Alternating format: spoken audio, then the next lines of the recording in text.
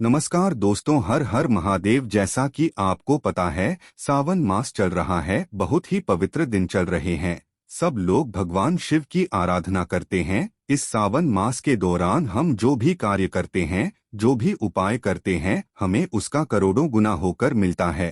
कहते हैं कि भगवान सावन के दिनों में साक्षात अपने भक्तों को दर्शन देते हैं। और माँ लक्ष्मी के लिए भी अगर हम सच्चे दिल से पूजा करते हैं तो निश्चय ही हमें उसका फल मिलता है।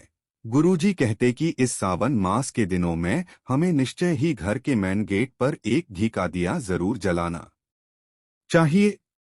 इससे साक्षात माँ लक्ष्मी आपके घर में वास करती है और आपको धन संबंधी जितनी भी समस्या होती है सब समाप्त हो जाती है। दोस्तों, इस सावन मास में जो भी पुण्य करते हैं इसका हमें करोड़ों गुना मिलता है। सावन का महीना चल रहा है। अगर हम एक उपाय भी अच्छे से करते हैं तो हमें निश्चय ही इसका फल मिलता है। हिंदू पंचांग के अनुसार नाग पंचमी का त्योहार श्रावण मास के शुक्ल पक्ष की पंचमी तिथि को मनाया जाता है। इस दिन पंचमी तिथि की शुरुआत 21 अगस्त को रात 12:21 पर होगी और पंचमी तिथि का समापन 22 अगस्त को रात 2 बजे होगा। नाग पंचमी का पूजा मुहूर्त सुबह 5:53 से लेकर 8:30 तक रहेगा। चलो दोस्तों, चलते हैं आपने उपाय की तरफ। आज का जो उपाय है वो सबको करना है, चाहे जिसे कोई भी समस्या हो या ना हो, सबको करना है। इसके लिए आपको सबसे पहले एक समी पत्र लेना है और साथ में आपको लेना है एक लोटा जल। लोटा तांबे का होना चाहिए। इन दोनों सामग्रियों को ले लेना है। ध्यान रखना, इस जल के अंदर वो समी पत्र नहीं डालना है। लोटे में अपने घर का शुद्ध जल भरना है और सावन मास की जो भी पंचमी आ जाए आपको ये उपाय जरूर करना है, चाहे वो नाग पंचमी हो या शुक्ल पक्ष की हो या कृष्ण पक्ष की। अब इन दोनों सामग्रियों को लेकर पहुंच जाना है महादेव जी के मंदिर में। सुबह जाना चाहो सुबह चले जाओ, शाम को जाना चाहो शाम को चले जाओ, जब आपका मन करे। अब आपको शिवलिंग के उत्तर दिशा की ओर खड़े हो जाना है। सबसे पहले आपने जो एक लोटा जल लिया है उसको महादेव को समर्पित करना है। ओम नमः शिवाय, श्री शिवाय नमस्तुभ्यम मंत्र जाप करते जाना है। उसके बाद आपको एक समी पत्र को महादेव के शिवलिंग ठीक ऊपर आपको समर्पित कर देना है।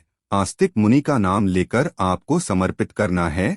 अब आपको 2 मिनट खड़े होकर महादेव का सुमिरन करना है और अपनी मनोकामना बोलते जाना है। ओम नमः शिवाय, श्री शिवाय नमस्तुभ्यम मंत्र का लगातार जाप करते जाना है। जब आप सिमरन कर लो तो उस बेलपत्र को उठाना और अपने घर की तरफ चले जाना है। भोले बाबा की आज्ञा लेकर समी पत्र ले आना है। अब आपको घर के मुख्य द्वार पर किसी भी साइड आपको ये समी पत्र रख देना है। समी पत्र क्यों रखा जाता है? पुराणों में कहा गया है कि जो भी श्रावण महीने में अपने द्वार पर समी पत्र रख देता है उनके घर पर कभी भी सर्प प्रवेश नहीं करता है। आपके घर पर कोई भी बुरी शक्ति प्रवेश नहीं करती है। बेशक से आपका घर पूरे तरीके से संपन्न है, पर आप ये छोटा सा उपाय जरूर करें। अब आप अगले दिन ये समी पत्र उठाकर चले जाना है। आपको किसी पेड़ के नीचे या फिर बहते हुए तालाब के पास, वहां पर आपको बहा देना है। अपनी मनोकामना बोल देना है। गुरुजी ने कहा है जो भी इस उपाय को कर लेते हैं उनके घर कभी भी किसी चीज की कमियां नहीं रहती है। कोई भी बुरी शक्तियां घर में प्रवेश नहीं करती है। चलो चलते हैं दूसरे उपाय की तरफ। दूसरा जो उपाय होगा वो होगा, अगर आपके यहाँ 7 पीढ़ियां हैं और उनकी मुक्ति नहीं हुई है। कई बार हमें नहीं पता होता है कि हमारे परिवार में पूर्वजों की मुक्ति हुई है या नहीं हुई है, परंतु जब हमारे परिवार में अचानक कोई घटना होने लगती है तब हमें पता चलता है कि हमारे परिवार में फलाना शख्स की मुक्ति नहीं हुई है। उसके लिए हम सब उपाय करते हैं, यज्ञ करवाते हैं। इसलिए आपको ये उपाय जरूर करना है। इसके लिए आपको एक लोटा शुद्ध जल आपको लेना है। बहुत ही अचूक उपाय है। आपके जन्म जन्मांतर के पाप धुल जाएंगे। बहुत ही अचूक उपाय है। एक लोटा शुद्ध जल लेना है और पहुंच जाना है महादेव के मंदिर में। गुरुजी ने अपनी कथा में बताया था कि अगर घर का कोई भी आदमी एक लोटा शुद्ध जल देवादि महादेव को पितरों का सुमिरन करते हुए चढ़ाता है, उनके सब पाप नष्ट हो जाते हैं। वो जीव 36 लाख योनियों से मुक्ति पा लेता है। उसका दोबारा कोई जन्म नहीं होता है, सीधा बैकुंठ धाम पहुंचता है। मात्र इस छोटे से उपाय से आप अपने पूर्वजों को तार सकते हैं। जितने भी मेरे माता बहनें भाई मेरे इस उपाय को सुन रहे हैं, वो इस उपाय को जरूर करें।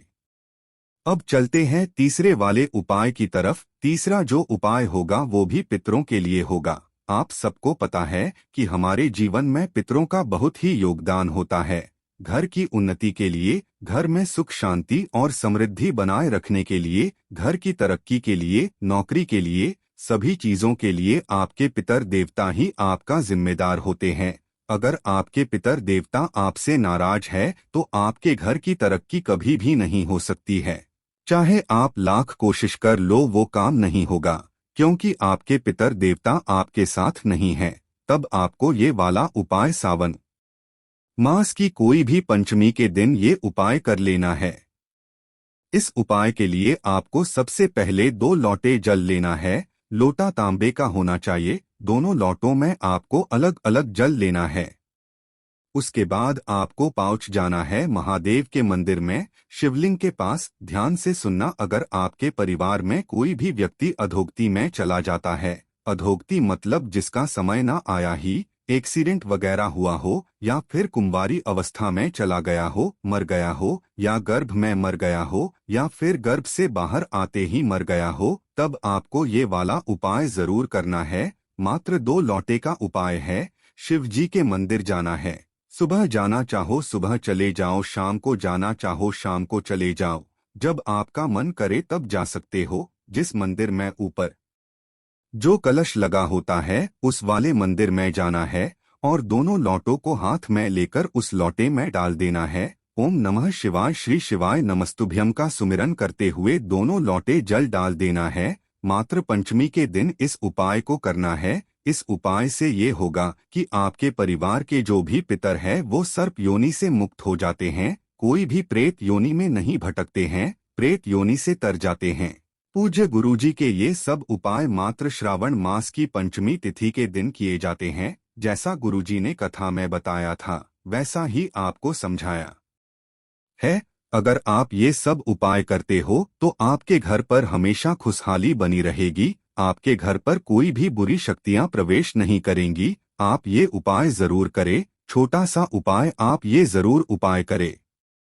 नाग पंचमी के दिन भूलकर न करें ये काम।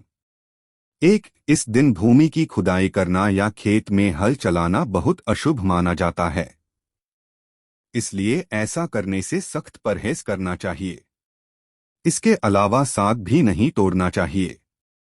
2. नाग पंचमी के दिन नुकीली और धारदार वस्तुओं के इस्तेमाल से बचना चाहिए। मुख्य रूप से सुई धागे का इस्तेमाल नहीं करना चाहिए, ऐसा करना अशुभ माना जाता है।